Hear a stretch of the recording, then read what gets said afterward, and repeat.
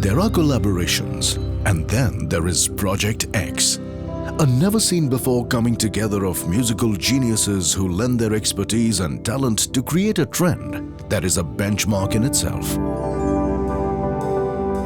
Musician and drummer par excellence Ranjit Barot had the framework of a tune in mind. What happened next? With the collaborative efforts of Oscar winner A.R Rahman, the queen of Hindustani classical music Shubha Mudgal, the king of commercial Bollywood successes Salim Merchant, and the musical genius of modern-day music Amit Trivedi, a song emerged, one that had the best of all the maestros. Project X is not just another collaboration, it is the collaboration.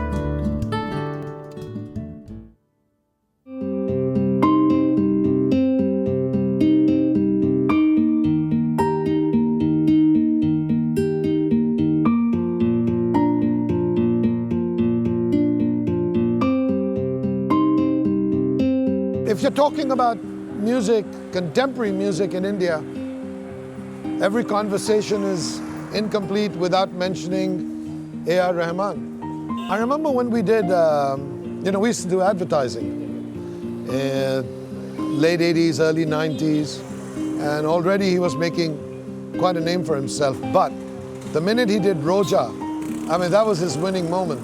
It was an epic landmark in contemporary Indian music because it embraced every idiom and genre that we are all familiar with. It had strong roots in Indian classical music, but it was ultra hip as far as the sonic production and the Western ideology of harmony and point and counterpoint, and amazing, amazing.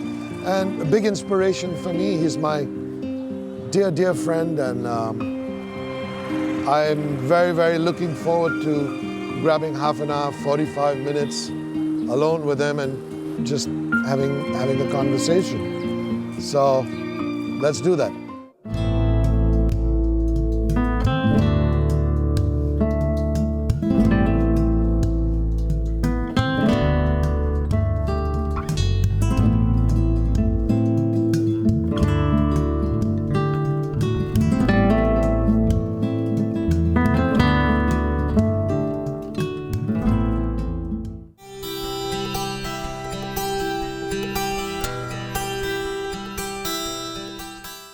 Thanks for taking the time out and being and talking with me. It's a very different interaction for me to be sitting across and talking with you as opposed to either jamming or doing something in the studio or playing.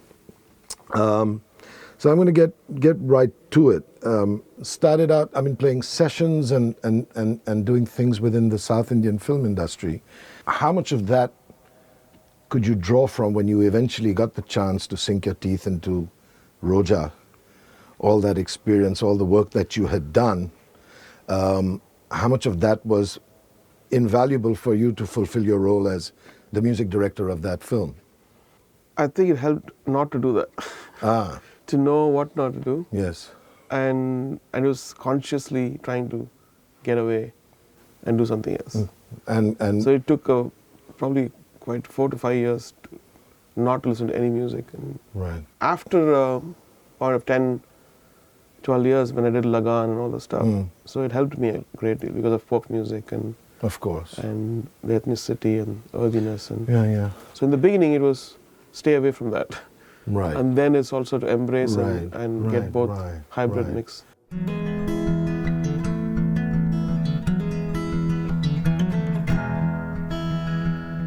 I wanted to point out how much work you had to put in It's not, yes, I mean, there's timing and there's luck and there's blessings. Of course, we all need blessings, but we cannot discount the actual hours it takes to immerse yourself in a study. So there's a famous Chinese story where you say you have to become an empty cup for a blessing to fill in. Absolutely. If you're full already, no blessing is going to blessing. fill in. It's going to follow.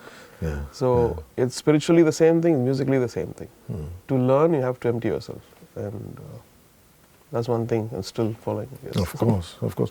But then for you, once you saw the pathway opening up to North Indian cinema and North Indian music, that also must have taken time for you to immerse yourself in that study of that music. It's a very strange thing how everything came together.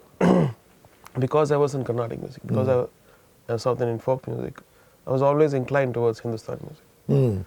I would listen to all the North Indian singers like Veena Sahasrabudhe and Kishore Yamankar, and then Hariharan and Mehdi Hasan. So the sensibility inside me was more North Indian. Wow. So that's why if you take Roja, there was not much of South Indian That's ragas. true. That's true. And it all helped, I guess. And I also think that over time, somehow, the South, with its rigid tradition and everything, still, the classical scene is still buzzing a little bit. You know what I'm saying? There is an amazing amount of depth, and there's so much to discover. Yeah. And everybody's just scratching the surface, I feel. Yeah. They're not, when you go to composers in the 60s or 50s, they take on South Indian classicals much more than what people are doing today. The way they interpreted South Indian rags were extraordinary and very likable. Yeah.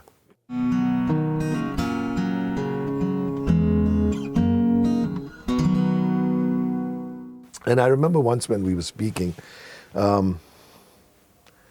you kind of said that there was a moment where you knew or you felt that you had two paths to kind of choose, either this fusion-oriented Western kind of thing, or you focused on your own culture and your tradition and made a study of that so that it would lead to other things. I remember you mentioning this once. Yeah, it was a very conscious decision. Like all of us musicians, we like to be challenged. Yes. We like to play complicated stuff. When Yeah. we're young.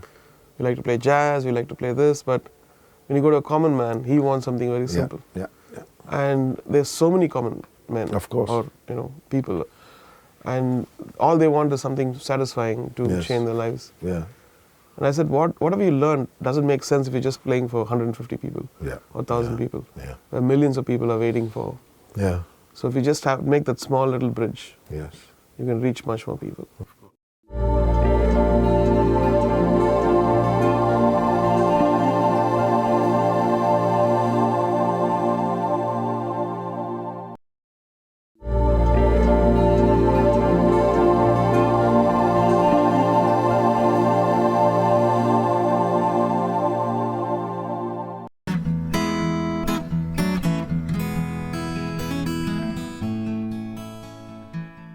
Was there ever a sense that something ignited within you and you kind of knew that there is a destiny for you? Maybe not the greatness that you've achieved as we know it today, but was there ever a sense that, yes, I've worked hard, something has been given to me, and there's a choice that some force has made that I should be doing exactly this, and a sense of that came in. That I feel like I'm really worthless, and this has come to me, and there should be a reason. Yes. And because I see so many talented people, and it's such a very complicated world. Because to write a melody and it to sound fresh and to have a feeling what people get, it's a whole package. It's not just a tune. It's sensibility, right things at the right time, right directors who would picturize that, right actors who would play that and make it more beautiful, and right lyrics, right production, and right deadlines again. Yeah. Deadlines is another thing. When you're attempting something new, because everybody in the industry used to, mostly, almost 99%, would record, come in the morning, 7 o'clock, at 1 o'clock they'll have a master. Yeah, a song. yeah, I know. And for me that was like... I know. Oh yeah, tell me I about would it. do a tune and say, okay, let me do a first BGM of that in 3 days. the second BGM in another 10 days, and then the song gets, sometimes it takes 2 days, sometimes it takes 2 months. Yeah. So for people to understand, of course, a lot of people are cribbing. He's not going to stay, he's going to go, this is not the way the industry works. And for me, I didn't even care. I was trying to be more honest to what my conscience was saying. Yeah. When I look back, I think that's very bold. Yeah.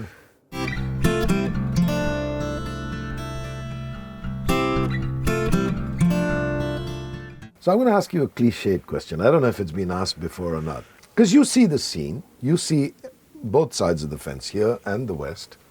And we all know how humble you are and how wonderfully giving you are. And but what do you think has worked for you that sets you apart from the rest? I don't know. I feel like the end consumer. Yes. I would always think that if there are a lot of CDs around, which one will I pick up? Will I pick up my CD? Mm-hmm. And what motivates? What is that ESP it needs for me to pick it up? Right. And then I have to tick off and cross out things. Okay, this is what we're hearing. Right. People don't want that again.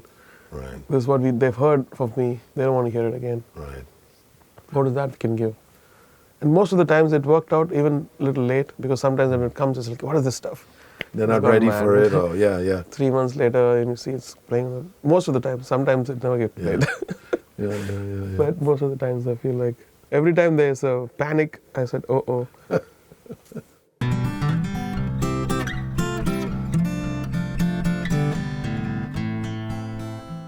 Is it simplistic for me to think that it might be easier to try some things with the South audience than it is with the rest of the film industry? Like you could be more experimental and try something which would be more easily appreciated? Yeah. I feel I think the Northern industry is much more easier to achieve, because you give a beautiful melody, they're happy with it. Mukhra. Yeah, and something which is beautiful. I think there's a sense of beauty and poetry, which is very with the Northern industry. Whereas in South, they look at the rhythm. What rhythm has he used? What BGM has he put? How much? What's the background score he's done? It's so amazing. You can be a little more experimental, push the parameters a little more. And they are receptive. They look at all. I heard for one of the movies I did a couple of months back. It was mixed in Auro 3D. So there were complaints from Tanjavur saying that why didn't the speakers up work? Why didn't you mix it? Fantastic. In Tanjavur, huh? In Tanjavur. So we had a query email saying that was amazing to see that people are noting that, and they're not fools, and they demand that beautiful. So what little time I've spent in the South it's been very exciting, because you're expected to be better than last time. Yeah. You know? That's good. And what's new? Show me something new.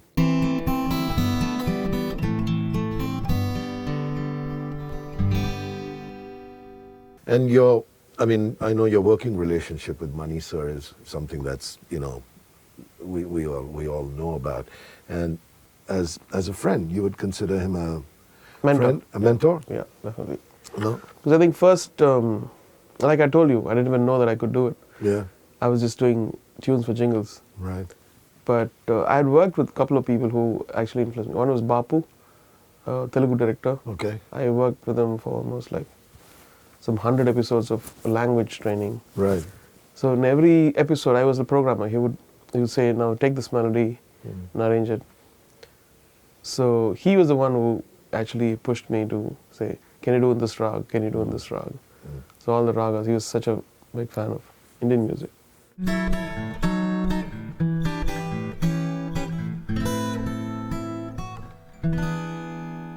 I was reading this article where this Time journalist, he was reviewing 127 Hours against The King's Speech, which was nominated for the Oscars that year. And they were all talking about how, if you looked at music for picture, they were all rooting for 127 Hours. And what are the differences you find in working with directors in the West, like Danny Boyle, and working with people here like Mani sir? And do you find different approaches as to what they can get out of you, what they expect from you? Is there a uniformity, or it's two different approaches? It took me a while, almost 10 years, to understand what would work in the West. Because what you liked so much in the West is actually already cliche. And what they're looking is for the next sound. So to understand that, it took me till Slumdog Millionaire, from probably 2000, when I started working for Bombay Dreams. Some of the melodies I would respond, some of them they wouldn't. And it's like, what's happening? So, and they're very hard critics in the UK. And the UK is a very good starting point for me, actually, to understand the Western, what they would like, what they would not like, what they would appreciate, what is critically. So, in here, it was all new stuff. But once you go to the UK, then you understood, oh, this is comes under classical music. This comes under new electronic music. So that's why the exoticness for them was our kind of music, which we did it. Because everything else has been done there. So when I did Slumdog Millionaire, I think all these things helped me a great deal to understand. And theatre, was that a big challenge? Yeah. Because I played for theatre. Amateur theatre, I think probably when I was 13 or 14. But not this kind of professional. And what happened was not only the musicality, but other things got expanded, my artistic outlook towards things, and script and screenplay, and what's going to work, what will work on stage. Very different from cinema, no? How much throw you have to put for a... What works in the studio would never work on stage. Yeah, because here you're just so close to the mic, but you have to sing there.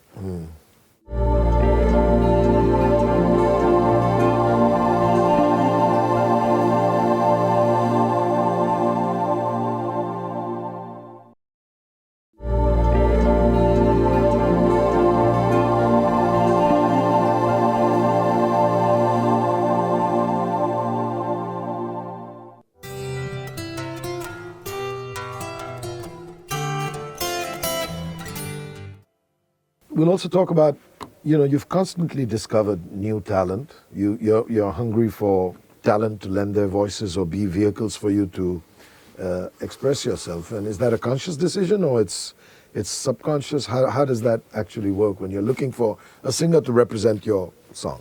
I think it's like shredding your skin.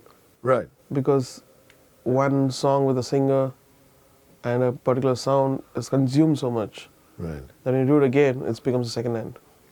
For me, that the danger and actually excites you.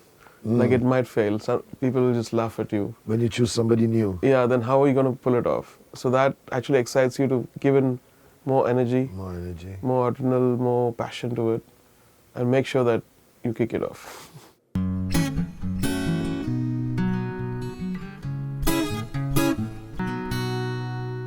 How do you juggle, man, in India and the West? I mean, I see your schedule sometimes. I'm like, wow. That's taking a toll on my health, actually. So now I'm going to just chill out. My family is saying, I see your schedule shouting sometimes. I'm like, what? He was here yesterday. No, I'm sorry. He's in Iran. Where is he? Okay. No, he's in Germany. That's.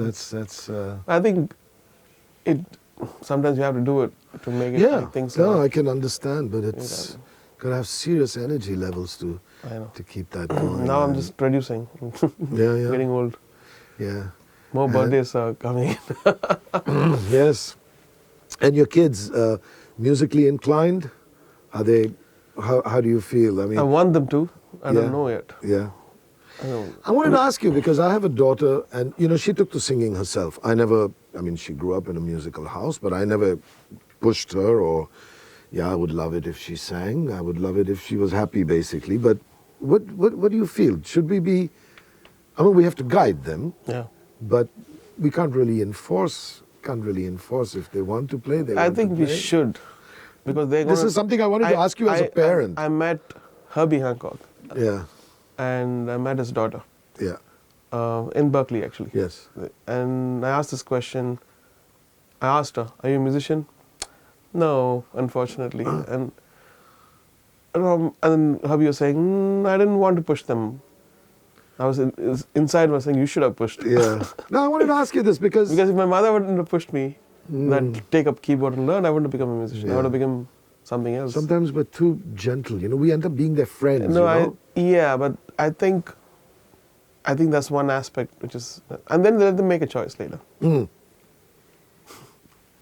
That's also...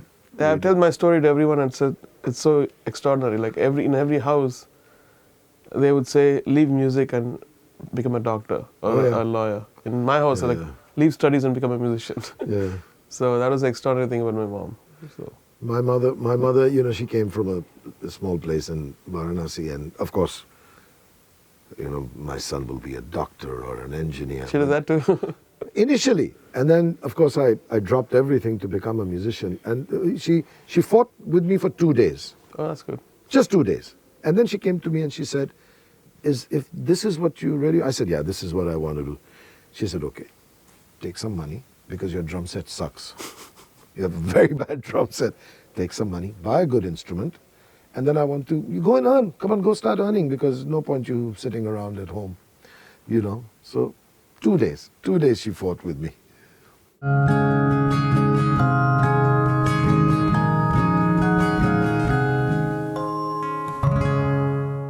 And other independent projects, anything else on your plate that you're very excited about?